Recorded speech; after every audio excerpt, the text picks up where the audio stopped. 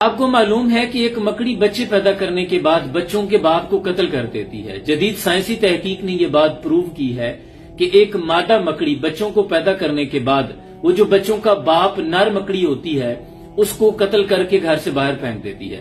پھر یہی بچے جب پروان چڑھتے ہیں تو بڑے ہو کر اپنی ماں مکڑی کو مار دیتے ہیں اور گھر سے باہر پھینک دیتے ہیں۔ کس قدر ظالمانہ نظام ہے مکڑی کے گھر کا۔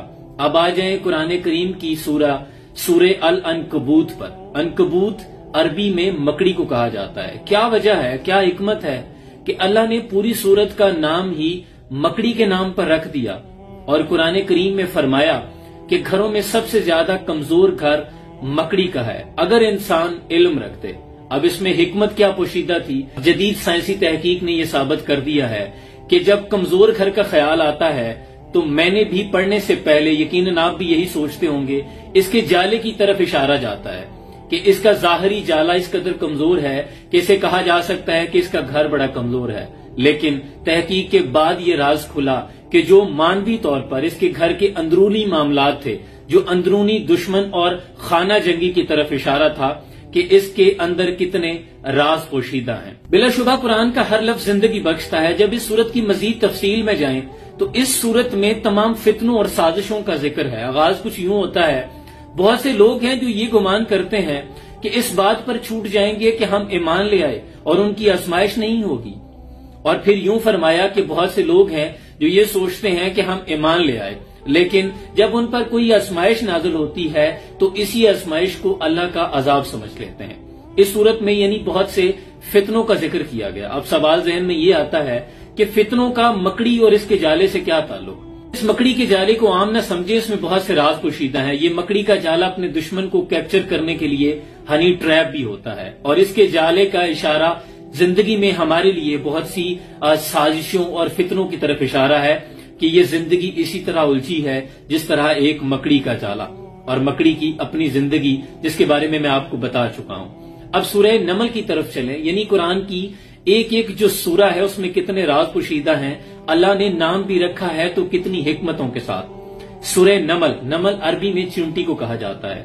اب یہ بہت ڈیٹیل کے ساتھ ایکسپلینیشن ہے لیکن میں اختصار کے ساتھ تعارف کیے دیتا ہوں کہ جب حضرت سلیمان علیہ السلام اپنا لشکر لے کر نکلے، یہ قرآن کا ترجمہ ہے، تو ایک چینٹی دوسری چینٹی سے کہنے لگی کہ اپنے بلوں میں گھس جاؤ، حضرت سلیمان علیہ السلام کا لشکر آ رہا ہے، کہیں ایسا نہ ہو کہ تم رون دی جاؤ، یعنی مسل دی جاؤ۔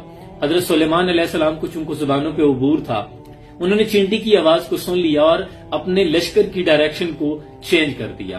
اب چینٹیوں کے پر جب ریسرچ کی گئی کہ ایک سورہ کا نام کیوں رکھ دیا گیا نمل، تو چینٹیوں کے بارے میں آتا ہے کہ ان کو بارش ہونے سے پہلے ہی خبر ہو جاتی ہے کہ بارش ہونے والی ہے، یعنی یہ ہوا میں نمی کے تناسب کو کیلکولیٹ کر لیتی ہیں، اور اسی سسٹم سے کاپی کیا گیا ہمارا جو نظام ہے جس کے تحت ہمیں بتایا جاتا ہے کہ بارش کی پریڈکشن ہے، بارش ہونے والی ہے۔ اس سسٹم کو ہائیڈروفالی کہتے ہیں جو چینٹی کے اندر موجود ہے، اور چینٹی جب راستے میں چلتے ہوئے آپ نے دیکھا ہوگا کہ چینٹی دوسری چینٹی کے منہ کے ساتھ منہ جوڑ کر آگے گزر جاتی ہے، یعنی یہ بات بھی نہیں کرتی، اس کے منہ کے اندر سے ایک سلائیوا سا نکلتا ہے، ایک مواد نکلتا ہے جو دوسری چینٹی کے منہ پر یہ مل دیتی ہے، اس میں ایک کوڈڈ میسج ہوتا ہے، دوسری چینٹی اسی میسج کو سمجھ آتی ہے کہ وہ چینٹی کیا کہنے والی تھی۔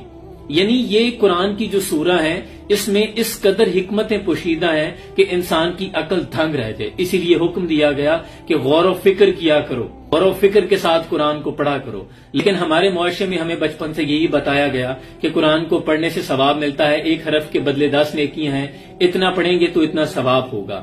علماء حضرات ہمیں یہ تو بتاتے ہیں کہ حضرت یوسف علیہ السلام بہت حسین تھے، لیکن یہ نہیں بتاتے کہ وہ کون سی معاشی پالیسی تھی کہ 7 سال مصر کو قحط کا سامنا تھا لیکن ایک بھی بچہ بھوک سے نہیں مرا۔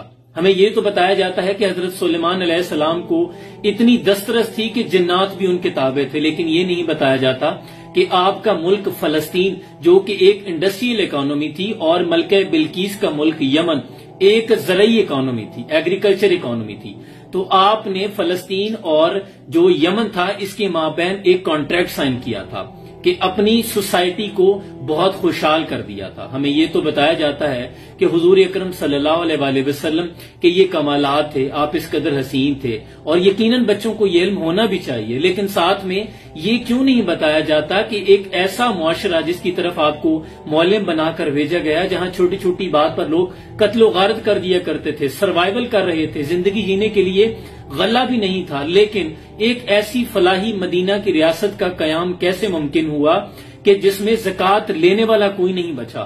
کیا تھی حضرت عیسیٰ علیہ السلام کی نو وائلنس کی تحریک؟ وہ حضرت موسیٰ علیہ السلام کی حکمت عملی کیا تھی کہ اتنے بڑے فرعون کے خلاف اتنی بڑی آزادی کی تحریک اور ایک بھی شخص کا قتل نہیں ہوا؟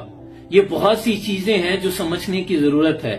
اس لیے میری آپ سے گزارش ہے کہ قرآن کو ثواب کی خاطر نہ پڑھا کریں. ثواب تو آپ کو ملے گا ہی. جیسے آپ ایک کمرہ بناتے ہیں تو کھڑکی اس نیت سے رکھا کریں کہ مجھے یہاں سے اذان کی آواز آئے گی. ہوا تو آپ کو آنی ہے.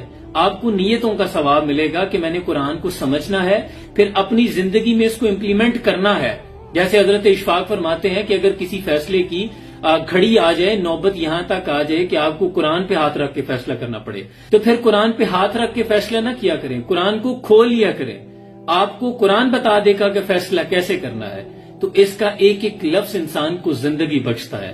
جب آپ سمجھ کر پڑھیں گے تو پھر یہ آپ کے ذہنوں پر بھی، آپ کے اعصاب پر، آپ کے دلوں پر بھی اثر کرے گا. اقبال کہتے ہیں تیرے دل پر نہ ہو جب تک نزول کتاب، گراں کشا ہے راضی نہ صاحب کشاف. جب تک یہ قرآن تیرے دل پر نزول نہیں کرتا تب تک تو تفسیر رازی کا مطالعہ کر، تفسیر کشاف کا مطالعہ کر، تجھے کچھ سمجھ نہیں آئے گا. افسوس ہمارے معاشرے میں جب کوئی مرنے کے قریب ہوتا ہے تو روح اٹک جاتی ہے، تو کہتے ہیں اس کے سرانے سورہ یاسین پڑھو تاکہ اس کی روح آسانی سے نکل جائے. وہ قرآن جس سے ہم نے زندہ رہنا اور جینا سیکھنا تھا، ہم نے اسی قرآن سے مرنا سیکھا. اللہ کریم سے دعا ہے اللہ ہمیں قرآن کو صحیح معنوں میں پڑھ کر پھر تحقیق کر کے سمجھنے کی توفیق عطا فرمائے اور اس پر پھر عمل پیرا ہونے کی بھی توفیق عطا فرمائے. بہت سا پیار، سلام پہنچے.